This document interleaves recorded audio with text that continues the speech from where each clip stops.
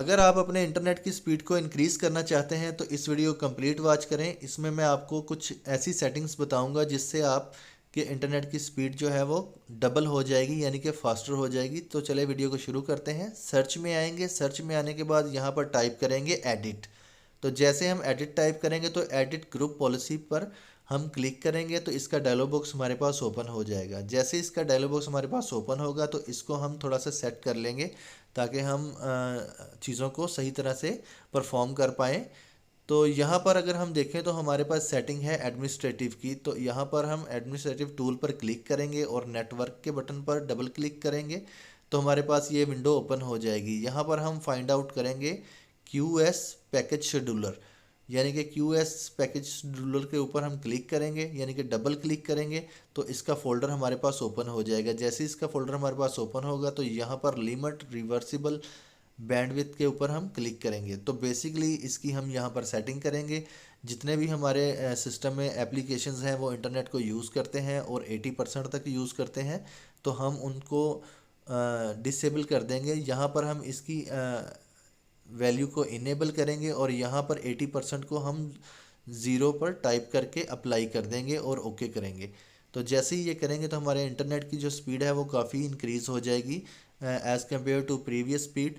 तो सेकंड पर हम क्या करेंगे, स्टार्ट मेन्यू में आएंगे और सेटिंग में आएंगे या विंडो से कंट्रोल+I प्रेस करेंगे तो ये विंडो आपके पास ओपन हो जाएगी। यहाँ पर हम नेटवर्क एंड इंटरनेट पर क्लिक करेंगे तो इसका डायलॉग बॉक्स हमारे पास ओपन हो जाएगा। यहाँ पर हमने क्या करना है, अपने वाईफाई की सेटिंग में प्रॉपर्टीज़ में आना है। प्रॉपर्टीज़ में आने के बाद ये डायलॉग बॉक्स हमारे पास ओपन हो जाएगा। यहाँ पर मीटर डोज या मीटर्ड कनेक्शन की ऑप्शन है, यहाँ पर इसको हम डिसेबल कर देंगे।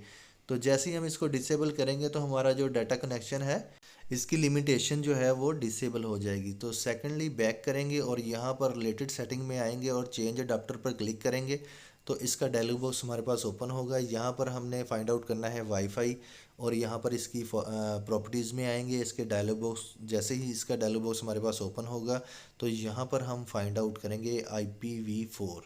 तो जैसे ही IPv4 हमें फाइंड आउट कर लेंगे तो प्रॉपर्टीज़ में आएंगे। बॉटम में अगर देखें तो प्रॉपर्टीज़ है, इसके ऊपर हम क्लिक करेंगे।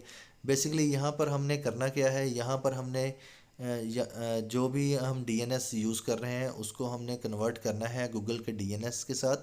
तो मैं आपको यहाँ पर DNS चेंज करके दिखा देता हूँ। यहाँ पर आपने 8888 आपने टाइप करना है और यहाँ पर 88 और 44 आपने टाइप करना है। तो जिस तरह आप ये टाइप कर लेंगे तो आपके जो इंटरनेट की स्पीड है वो डबल हो जाएगी और आपका जो DNS सर्वर है वो भी चेंज हो जाएगा और गूगल का DNS में कन्वर्ट हो जाएगा।